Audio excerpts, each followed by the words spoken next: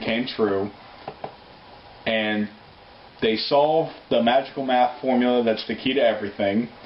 The autistic kid changed all the lines and wires on the big cork board, and Mark was able to determine the date of the next blackout, conveniently 5 minutes after everyone flash forwarded. Dimitri and Simon, go to the Large Hadron Collider and try to stop the next blackout from happening, and they fail. Mark gets attacked by a bunch of goons from the villain's organization. Don't even ask who the villain is. I got no idea. They never explained. They get attacked by the villain's organization. He has a very surprisingly well choreographed action sequence. He is running around shooting guys. It's very exciting. And there's a bomb in the building. And this really kills any hope for the second season to have even been taken seriously if it was ever made. Mark is running out of the building. He's on like the 5th story. He's running towards a helicopter, and he has to jump on. It's assumed his plane is just going to jump on and catch the helicopter. The building's wired to explode. He's going to make his heroic exit. Here's what happens. The next blackout happens. It flashes to white. It shows everyone all across the planet blacked out and everything, playing a very awesome song. It flashes to several random images showing like a will is being signed. Keiko's like lying on the ground, presumably dead. Good for her. Get out of this show. A baby's being baptized. We don't know who it is. Happy New Year 2015. So we know when the next blackout would have happened.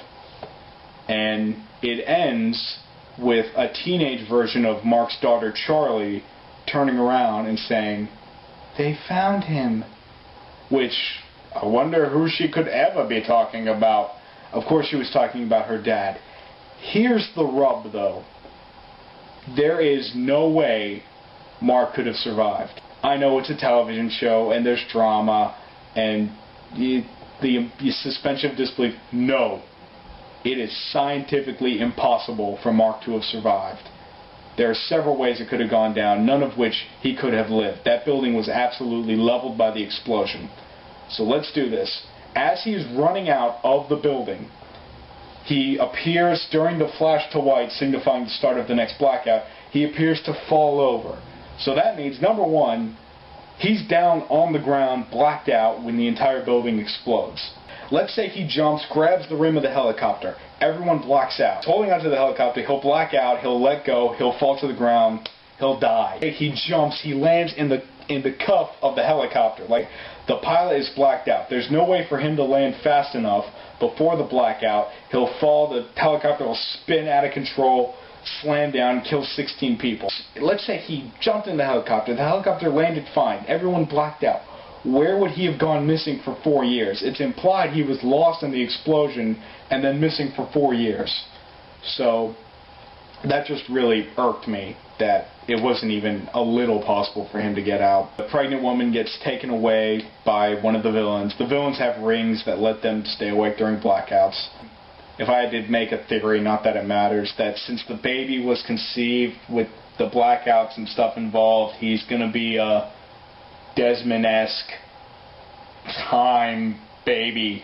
What pisses me off the most is between the 22 episodes of the show, the making this video, the doing some reading just to try to figure out what happened, I wasted 24 hours on this show. That's an entire day of my life gone. And here's the conclusion I want to make.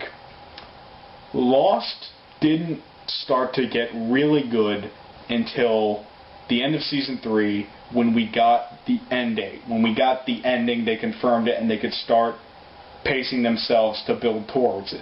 Seasons 4 and 5 are two of the best years of a show on television. Another even smaller example, Joss Whedon's Dollhouse. First season, atrocious, except for a few episodes. Any Villain of the Week episode, terrible. But when he found out he was getting canceled and he got the second season, he was able to work towards an amazing ending that was frankly one of the best. That second season of Dollhouse it's 13 episodes. So see, 26 episodes told an entire story and then some. Great series, even better second half. It's worth it to wait through the first half of crap. That's how good the second half is. But again, if shows like Flash Forward and Lost and Dollhouse, they need to know their ending. They can't go in. Television is changing. They can't go in expecting to last 100 episodes and just being able to make new situations every week. They need, if you're going to tell a story worth telling, you need a beginning, a middle, and an end. You can do a little stretching, take a little liberty with what goes on in the middle, but if you don't, you're going to get canceled, you're not going to have your ending, and you're going to piss off your fans, and it's going to piss fans off so much, they're not going to get invested in more shows, and if they don't ever get invested in shows, they'll never get picked up, and we'll never get any good shows ever. We're never going to get another Lost if this stuff keeps happening. So, that's what I got to say about Flash Forward. You know what? It's worth checking out. It's pretty good. And that's it. Thank you.